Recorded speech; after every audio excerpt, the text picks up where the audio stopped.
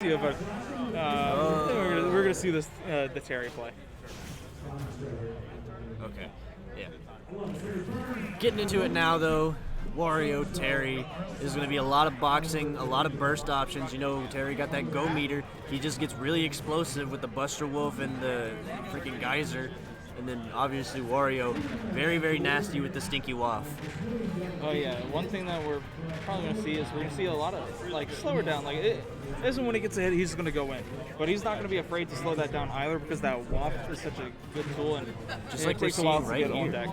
I mean, he got those really good conversions, getting a good 75%, but he didn't overextend anything. He just sat back and waited to punish another option. It's like, all right, go next. What are you going to do now? How do I need to counter it? Yeah, and once again, not really pushing his options too hard. Crackshot going to get the auto cancel on the power dunk, and just kind of mixing Ismon up a little bit. That jab power dunk just does so much damage. It only takes a few of those to put Crackshot back into the game. We'll see go on deck now. For Crackshot has to make it back to the ledge first, and Ismon going really aggressive, but getting hit off stage. No jump. Forced to use bike to recover here. Yeah, Ismon having to slow it down and see Crackshot covering that landing with the dash tag, but just not in any position to get the go meter off, but catching the jump with the power dunk. Really smart stuff. What an option from Crackshot, and it looked like Ismon was just absolutely not ready for that. Just barely, you know, trying to be outside of it, but got a little bit too close, and it just sealed his fate on that first stock. And this is really dangerous right now, too. Oh my gosh, the down. Jesus Christ, that sent him so far down. It's very down there. Absurdly strong. Absurdly strong. That's 64%.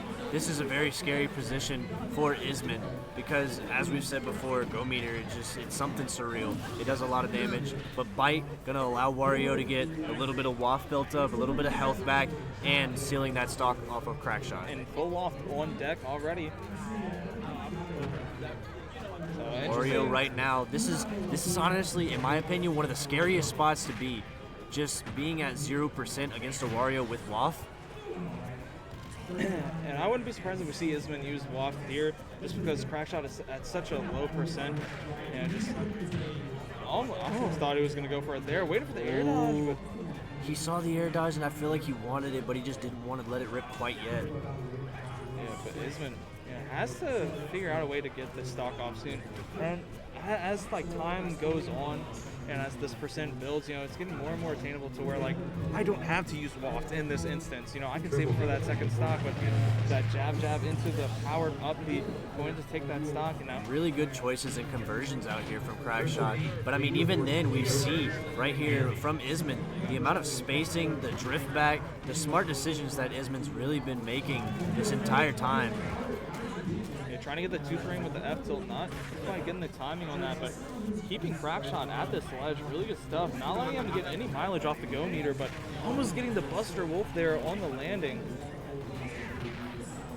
And that invincibility coming in clutch for Crackshot, not going to get hit by that Wario down air, but getting closer and closer to losing the stock as time goes on. And we've seen, I mean, Crackshot definitely very familiar with this character and what he needs to do. He's been using the invincible version of that upbeat several times, making sure that he's not going to get hit by like the Wario down air and sent down. Doesn't want to deal with that issue, so he's just giving himself that little invincibility altogether. With the neutral get up, going to get covered with the bite, and actually not going to kill quite yet. No rage on Ismon, but missing that forward to keep him pushing back, but Crackshot getting back on stage. This now is pretty scary, honestly, for Ismon, because one solid conversion for Crackshot could spell a Buster Wolf that could end Ismon's stock. And that's going to be an auto cancel. I don't know about you, but I'm kind of questioning the that forward tilt that we just saw. I know Wario might have back aired, but Jesus Christ, does that denim not make his legs huge? I tell people all the time, the denim is actually a sword if you didn't know. There's one there. We're going to see the conversion. No, landing on stage. Ooh, almost able to get that waft to blow up right there. Waft on deck makes this matchup so scary. We're going to see a jab power dunk. Ismon in the air, not going to have enough time to SDI out of that. And oh my gosh. He was looking for it, but both characters just drifting around. Oh, missing that up tilt just barely. Ismon He's searching. He's searching for the confirm. He's not getting too greedy, but he's looking for something here. Not going to die to rising tackle at that percent just yet. But with this power knuckle. Power knuckle, side B, nasty. Surprisingly enough, I mean, I guess, 140 or almost 140%, really close to the stage, but it was just, he got hit by the very end of it on the tip of his head. Look, we're watching this replay right here. You can see it again. These jabs into that rising tackle. I just want to call out the fact that he jabbed twice and then backed up. But look at that. It looked like his knee caught Wario in the head. Such a big move. That's going to be game one going to Crackshot. Almost contemplating that Kazuya pick on the game one, but, stuck to his guns, picked that Terry, and obviously working out really well for him. I actually want to see some Kazuya tonight. I feel like that would be really exciting and fun to watch. I would love to see it. I think Burr is here and he is playing Kazuya. Absolutely insane with the Kazuya. Had he already played today? I don't know. I think he did play his pools today, if I'm not mistaken. Hopefully he made it out on the winner's side. Hopefully we can see more of him this weekend because that character, annoying to fight against, but very entertaining to watch. Definitely.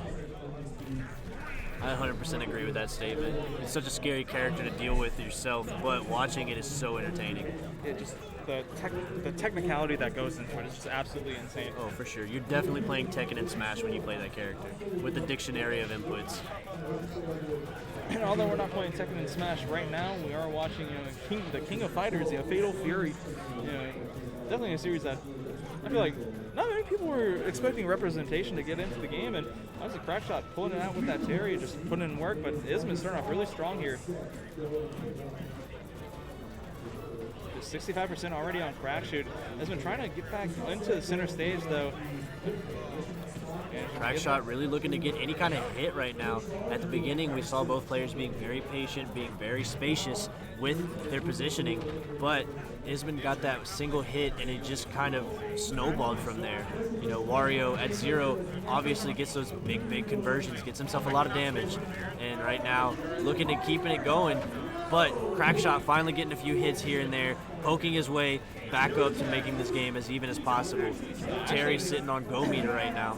Yeah, actually not getting the auto cancel on the power dunk that he was looking for, and got punished with that back air from Wario, put him off stage, and now having to kind of work his way back, but going to get that jab into not the Buster Wolf, not going to be a true combo, just playing it safe, but that power dunk is going to catch do the it. Jump with power dunk.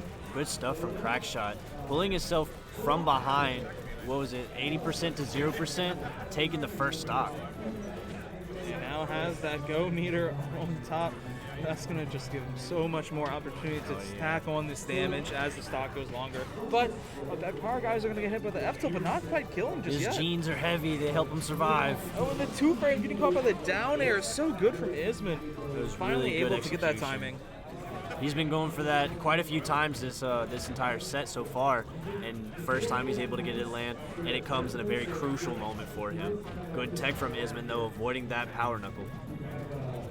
Yeah, I would not be surprised if we see Ismon let it rip as soon as he gets a kill, or as soon as he gets a hit, but here we go. Like I said. Here we go. No platforms to really extend anything off of, but just the good damage altogether that's coming out. Oh, we're not going to see the waft come out, going for the fair instead. We're going to see there it is, right really there. Good stuff from Ismon taking that lead. That does mean we won't see Waft for a little bit.